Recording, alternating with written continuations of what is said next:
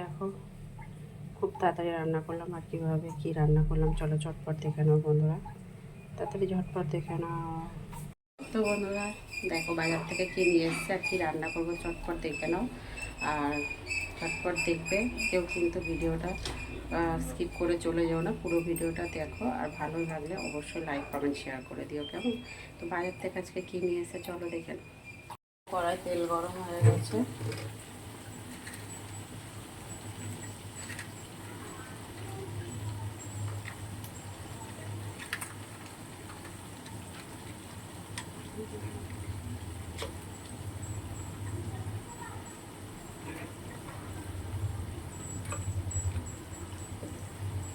গোটা এলাচ আর লং দিয়ে দিলাম,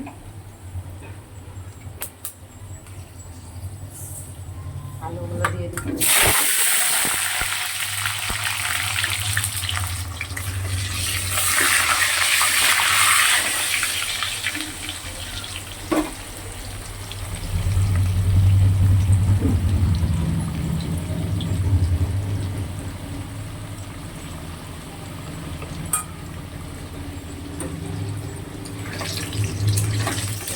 বেশ ভালো করে সুন্দর করে লাল লাল করে আগে আলুটা ভেজে নেব।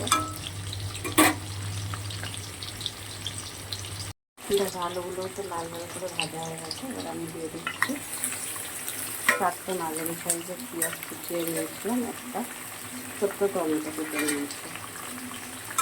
আলুগুলোকে আমি ভেজে আলাদা করে তুলে নিয়ে ওর মধ্যে দিয়ে দিলাম পেঁয়াজ।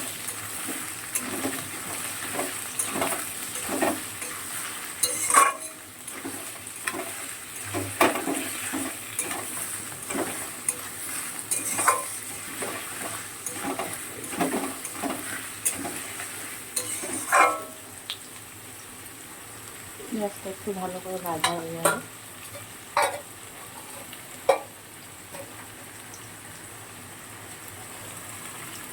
দেখো পেঁয়াজটাও খুব ভালো করে ভাজা ভাজা হয়ে গেছে।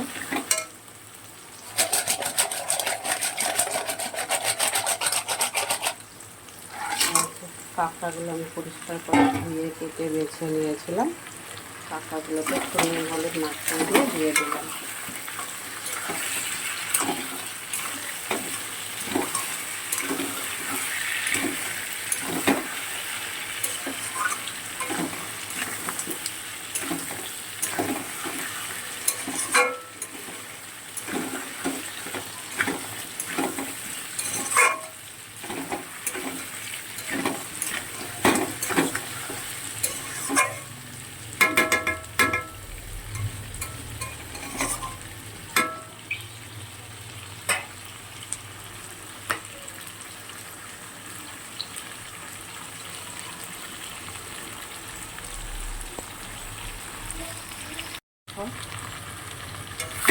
এখানে আমার কাঁকড়াটা খুব ভালো করে ভাজা ভাজা হয়েছে আলুর সাথে পেঁয়াজের সাথে।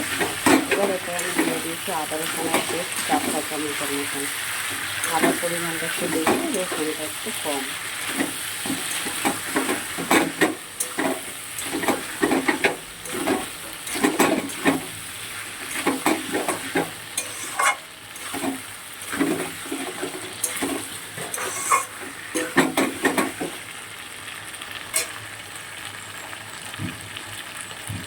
নুন দিয়ে দিলাম পরিমাণ মতন।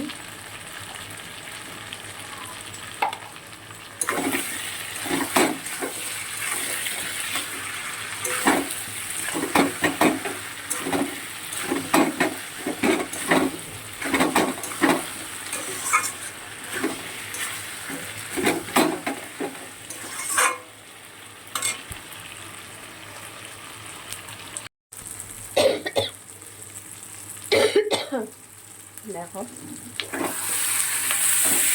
আদা রসুন দেওয়ার পর খুব ভালো করে কষিয়ে নিয়ে তারপরে দেখো একটু লঙ্কার গুঁড়ো, হলুদের গুঁড়ো আর নুন পরিমাণ মতন দিয়ে দিয়েছি।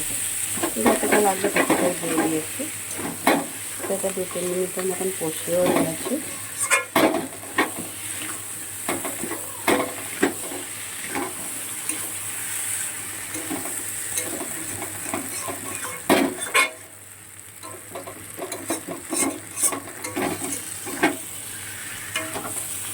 দেখো আরও 2 থেকে 3 মিনিট কষাবো।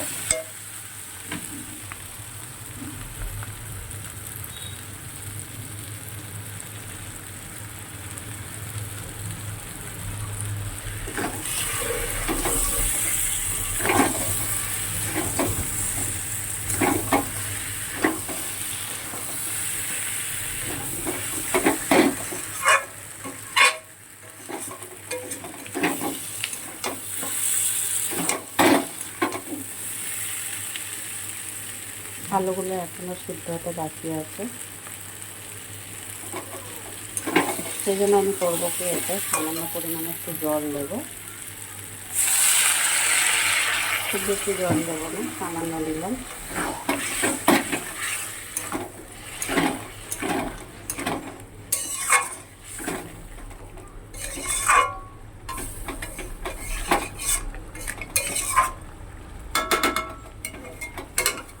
এটাকে ঢেকে দেবো কিছু সময়ের জন্য, আর গ্যাসটা কম করে দেবো। দেখো 5 মিনিট পর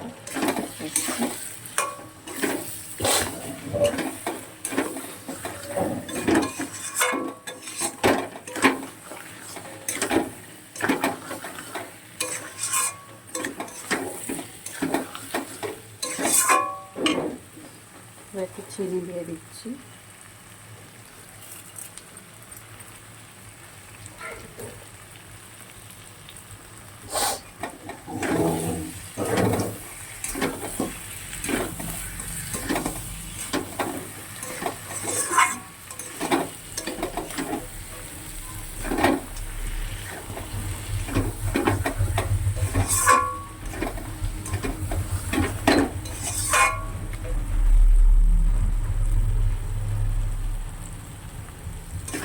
তাই আমার কাঁকড়াটা রান্না হয়ে গেছে, আর একটুখানি করবো রান্নাটা। এবারে একটু জল দিয়ে দিচ্ছি।